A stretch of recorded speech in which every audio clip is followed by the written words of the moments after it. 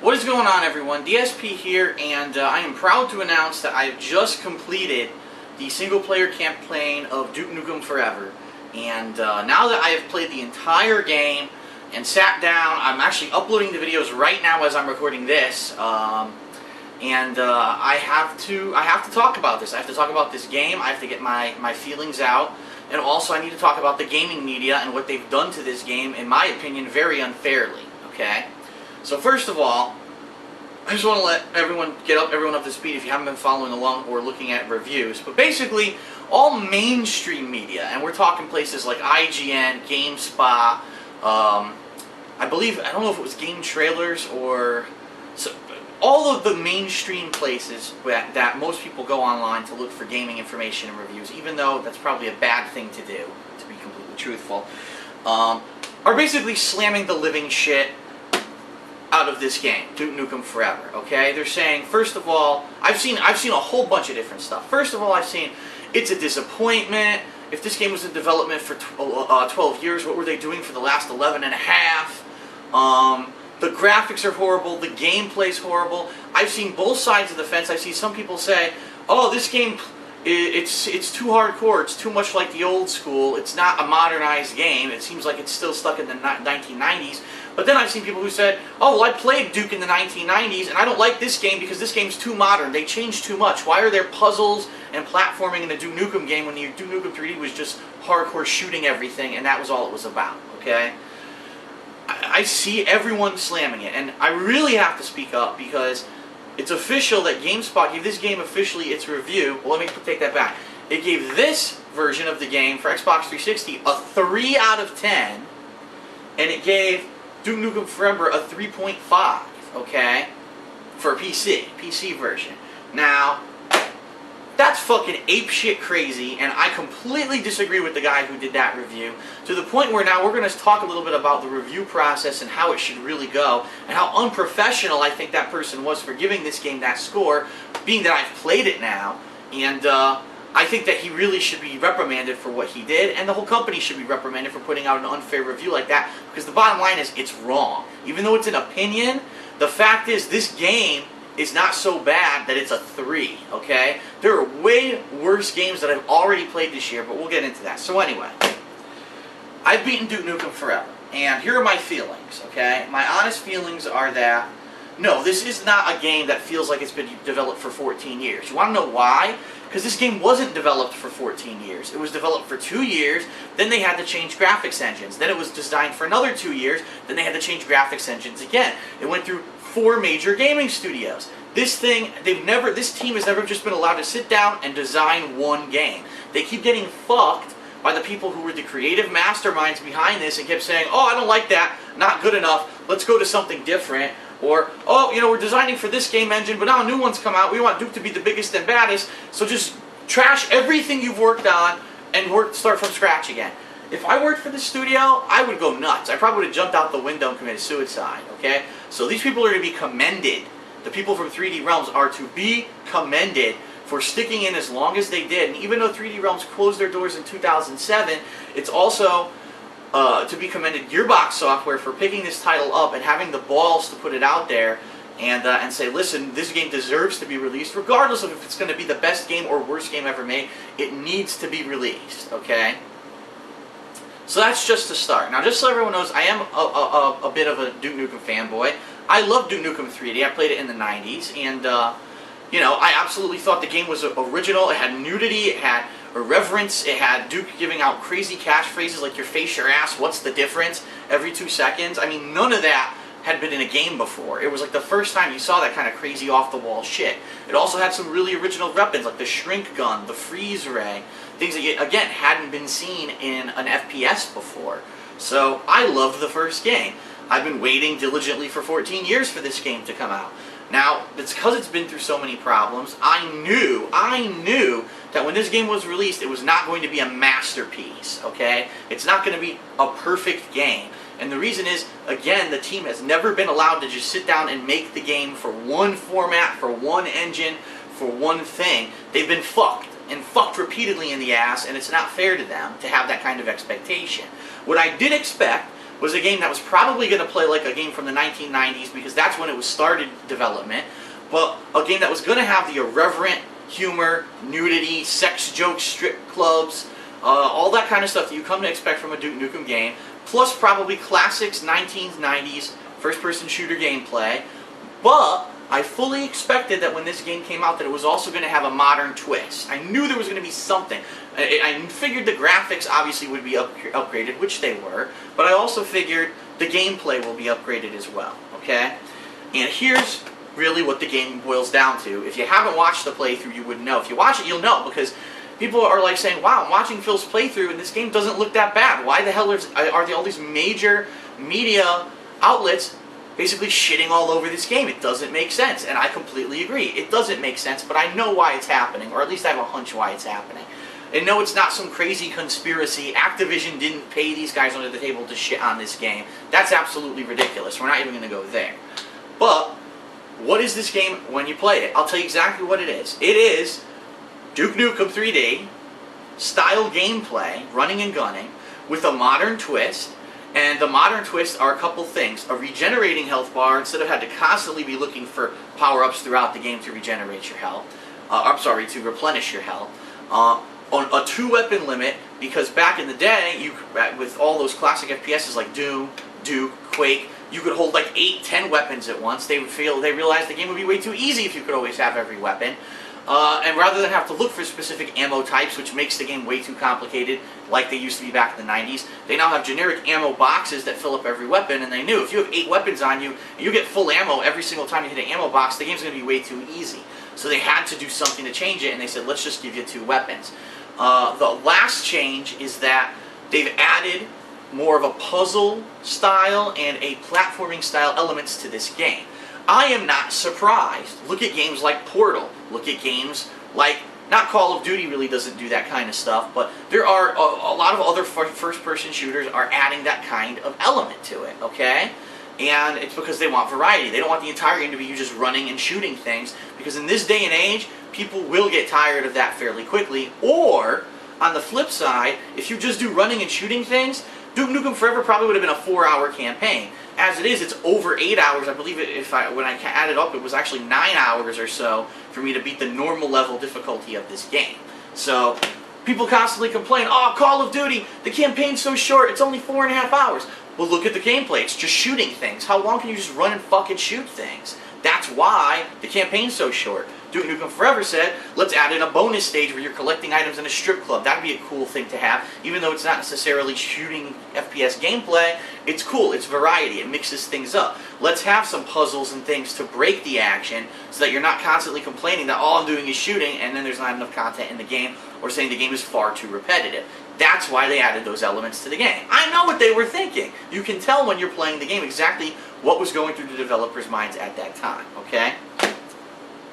Graphically, a lot of people are also panning this game, saying the game looks like shit, the characters are not rendered properly, some of the textures don't load properly. If you watch my playthrough on PC, none of that happens. Zero, there's no graphical problems whatsoever. The graphics of this game are on par with any modern first-person shooter. However, you have to understand the situation. I'm playing it on PC, not on a console, because I knew that Duke Nukem Forever originally was being designed as a PC-only game. When this game started development, the Xbox 360 didn't exist, the Xbox One didn't exist. They were still back in the cartridge days and just starting to move over to things like the PlayStation 1. The technology wasn't there to play this kind of a game on a home console yet, so obviously I knew that this was going to be the ideal version of the game no matter what, okay? Now, I know exactly what happened. What happened was, they had a game ready to go on PC. Not ready to go, but that was what they were developing for the entire time. And then Gearbox picked it up and said, listen, we'll save the game, but there's no way that in this day and age that we can afford to make money if we're just putting it on PC. We have to port console versions. And they had to rush it because they didn't have a lot of time. They wanted to get the damn game to market. They knew it had been way too long in development. And so it was probably rushed for the console. And I completely understand that. I'm not saying it's acceptable. I don't think it's acceptable. I think that if you're going to do multiple versions of a game, that they should all be at least fairly similar. So if that means that this came out in June and this got delayed till holiday, fuck it. delay this till holiday 2011 and make it a better version. So shame on Gearbox for doing that. And if that is true, I can't speak to it because I haven't played the console version yet. But from a lot of people, what they're saying, and apparently people are doing playthroughs of the console versions and saying, wow, this game looks like shit. The graphic engine is really outdated. That's not so on the PC. On my gaming PC, this looks amazing, okay? So I can't speak to the graphics. To me, the graphics look great, but I can understand if people are slamming the game just for the graphics alone. Unfortunately, graphics alone do not make a game a 3 out of 10. So obviously there's another underlying problem here, okay? So, Duke Nukem Forever, I went into it knowing what to expect. I expected it to be gruelingly hard in some places. I expected it to have that irreverent humor, to probably have a modern twist, which ended up being the puzzles and the platforming, and to have pretty good graphics, and to overall be a pretty fun game. Not a masterpiece, not Game of the Year, but a decently fun game. That is exactly what this game is, and it's exactly what it delivers, okay? At least in the single player. I've not played the multiplayer yet, but the campaign is funny, it's fun, it's great. Now, the game is not without its flaws, which I will talk about because I'm a fair and honest reviewer. This game has a lot, not a lot, but some flaws. Some of the flaws are, number one, there are parts of the game where the game expects you to know what's coming because there are actually specific situations where you need certain weapons, and sometimes the game doesn't do a good job of putting those weapons out there when you need them. For example, there was a rooftop battle I was going through, and there were 2 shrink rays on the ground. So of course immediately I picked them up, enemies were dropping out of the sky, pig cops, I started shrinking them. Then all of a sudden, at the very end of this gauntlet of pig cops, 2 of those hovering guys show up, and those guys are really hard to kill. All I had were normal weapons with not much ammo. I couldn't kill them. So I died. When I respawned, the game reloaded the checkpoint with the shrink ray at my feet. And I was like, wow, I had no ammo for this. That's why I died. So they gave me the shrink ray back. Like, they knew you needed the shrink ray to kill those guys, but there was no way you would even know those guys were coming unless you had died and restarted at the checkpoint.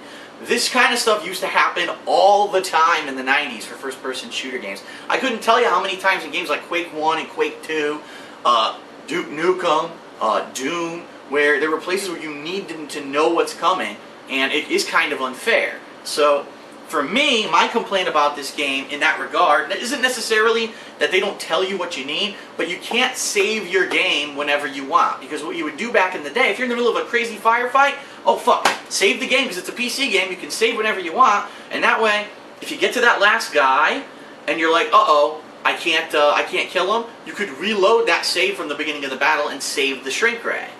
But you can't do that in this game. This game has checkpoints, and it only reloads the checkpoints. And sometimes you get easy way outs, like happened here. They gave me the shrink ray back because they realized, oh shit, we fucked up. There's no way he's going to kill those guys with normal weapons. We have to give him the shrink ray again. So that's one of my complaints. Another complaint, some of the stuff just isn't explanatory enough for a modern game. Back in the 90s, nothing was explained, okay? You had to fucking grind it out and figure it out for yourself. But for a game that came out in 2011, this should have some things that are explained better. For example, some of the boss battles were really confusing. One of the boss battles, I won't spoil it, but was insanely hard, and you really couldn't figure out what you had to do. The only way to really win the boss battle was to use a holoduke, so that the boss wouldn't pay attention to you and you could take a significant amount of its health away, but there's no way you would know that. You wouldn't even know if the holoduke would work on the boss. So in that regards, it really is like a 90s game where it's like trial and error until you figure out exactly what you're supposed to do to pass a certain area.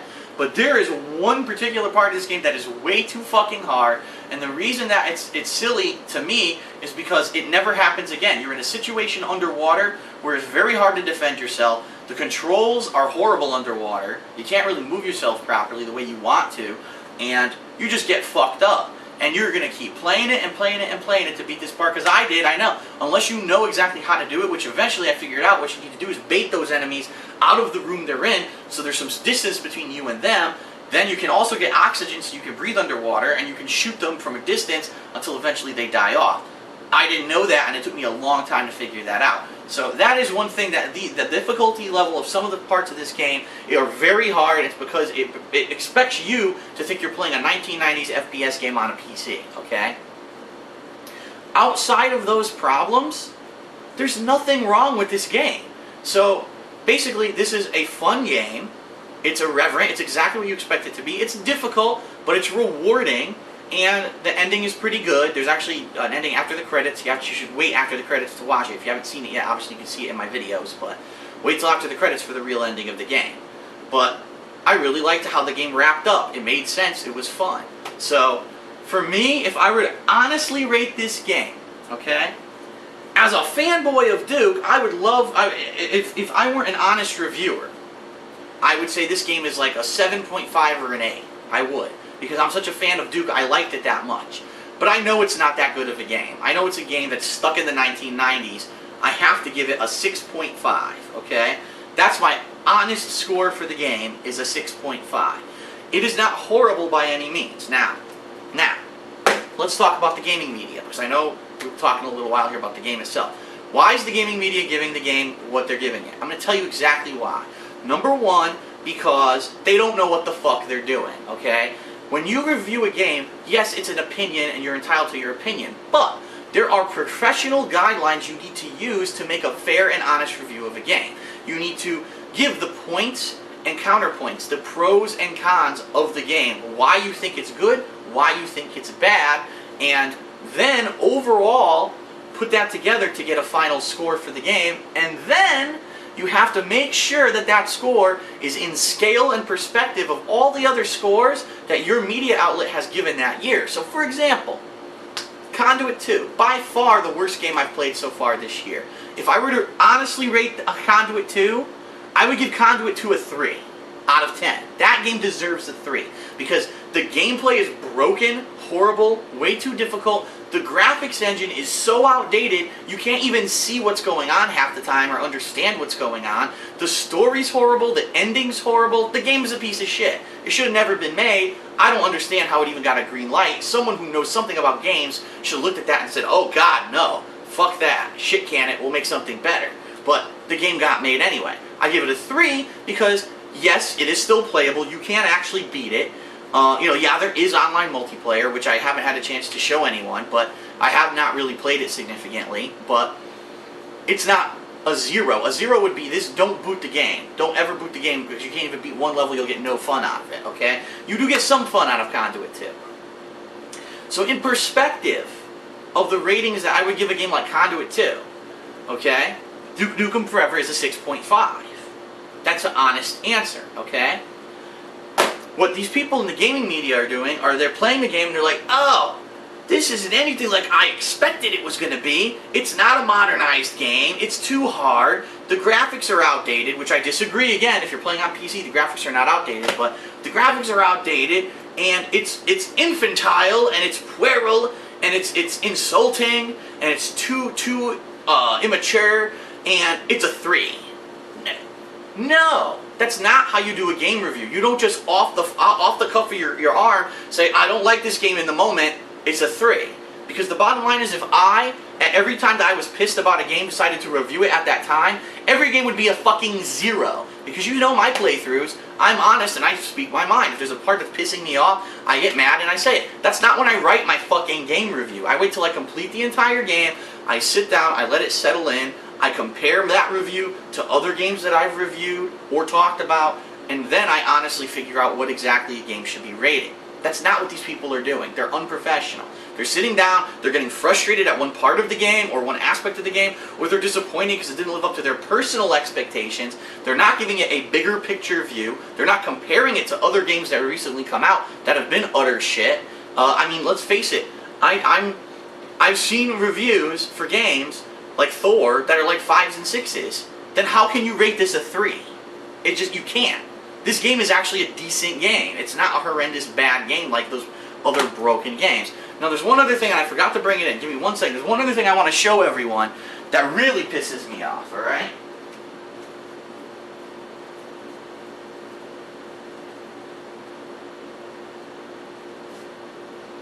What I'm bringing to you right now, okay?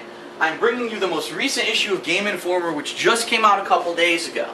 Now, when I played the game Witcher 2 for PC, I was very critical of the game. I said, in a modern day and age, this game is unforgiving. The difficulty is unforgiving. There's not a proper tutorial. It doesn't explain how to do things. Witcher 2 is a game made for 2011. It's not Duke Nukem Forever, which was developed for 14 years, and so you would expect that the game's going to play like a difficult 1990s game. I'm not saying you could forgive it for that, but I'm saying you should know what to expect when you play a video game. Witcher 2 just didn't give a fuck. It said it's going to be super fucking hard, it doesn't care, and it's going to have elements that were broken to it, and fuck you if you don't like it, you got to put hours of research in to figure out exactly how to play the game, okay? Witcher 2 overall, by the way, I would probably say Witcher 2 does beat Duke Nukem Forever slightly. I'd probably overall give The Witcher 2 a 7. So, just to put it in perspective, a game that I fucking went nuts on, I think actually is better than Duke Nukem Forever for what it is, but I digress. The reason I want to bring this up is because they reviewed The Witcher 2 in the recent issue of Game Informer magazine.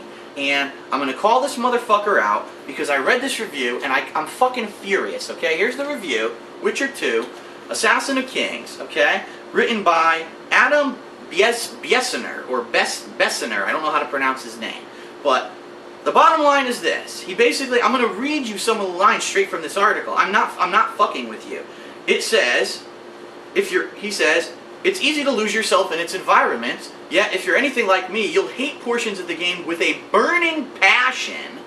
The Polish developers boldly cut out their own path in creating The Witcher 2. And it says that there are some snags along the way. It even says here, let's see. Inventory management is a disaster. The lame crafting system clogs your bags with hundreds of nearly useless items and rewards tiny incremental upgrades for hours of effort. He's right. I complained about that in the playthrough. He says right here, the gameplay is merely adequate with infrequent but stunning set-piece moments, but too common frustrations. The third-person action-oriented combat is brutally difficult at the beginning. The game is tuned to be realistic, where just a few blows with any longsword will ruin your day. Things can get easier as you level up new powers, but even a powerful Witcher is 2 misclicks away from reloading his last save in most encounters. It's actually all too easy it's all too easy to attack something you didn't want to and lock yourself into a long, leaping attack animation. Allies are also known to come up behind you and prevent you from dodging any incoming strike. When the combat goes the way you want to, it's rewarding, but expect to regularly curse a blue streak when it doesn't. This is the words of the reviewer reviewing the game. He says he likes the environments, he loves the graphics. He actually says the graphics are some of the best he's ever seen. I have to kind of agree. I thought the graphics were stunning on my PC. But he says basically the role-playing is great, but the combat is utterly fucking broken, too difficult, the inventory system doesn't work, and the crafting system is useless. Guess what rating he gave the game? 9.25? What? You just said 5 negative points about the game, and then you gave it an almost perfect score. Are you a fucking idiot? Yes. Yes, Adam Bessner, you are an idiot. You shouldn't have gotten paid for this article, because this means you're a fucking fanboy, and instead of giving this game a fair and honest review, you overinflated the score based off of the content of your review, and now people think this game is better than it is. This has been happening non-stop. When Halo ODST, and I know this is beating a dead horse, when Halo ODST was released, every reviewer said there were negatives. Oh, the campaign's too short, the campaign's repetitive, it's just more of the same, but the game gets a 9.5. What? It blows my mind that this happens in the gaming media. Now here we are with Duke Nukem Forever, and the people are saying, well, the gameplay's too difficult, there's some graphical issues on consoles, it could have been better for a modern game, give it a 3. What? This game gets forgiven all of its sins and gets a 9.25, but this game gets a fucking 3?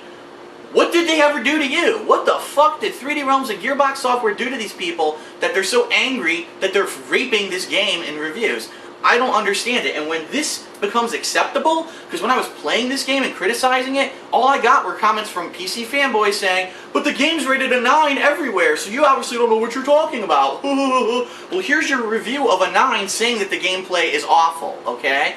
The problem is the reviewers don't know how to do their job. Obviously, no one taught them actual honest journalism and honor and truthfulness in journalism, because a 9.25 is not what this article says, okay? So This game does not deserve a 3. It doesn't deserve a 5. In my opinion, it deserves a 6.5. It's not getting a fair shake.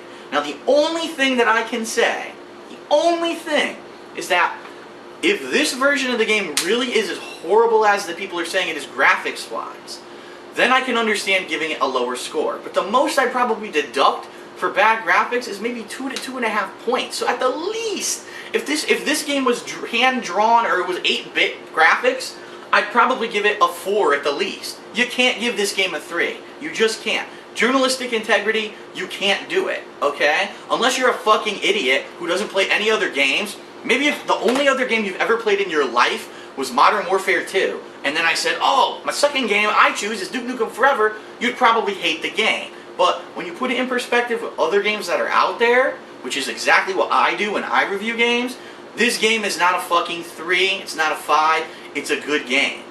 In the realm, in the scope of things, in the realm of scale, against other games that suck ass and got away with decent reviews, these games don't deserve the abuse they're taking. Fuck the gaming media for doing that.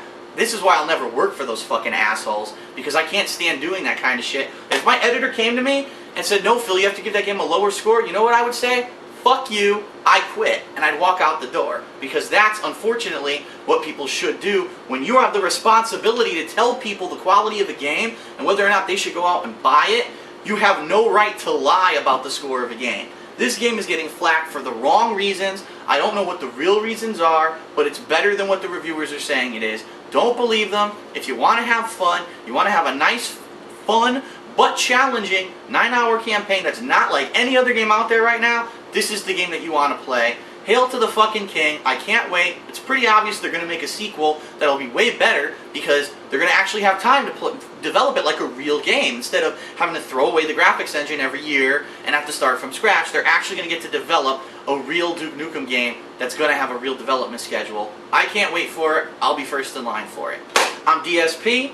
I speak the truth. Don't listen to the bullshit of the mainstream media because they all have fucking bullshit reasons for doing what they do. They're unprofessional. They suck ass. Fuck them.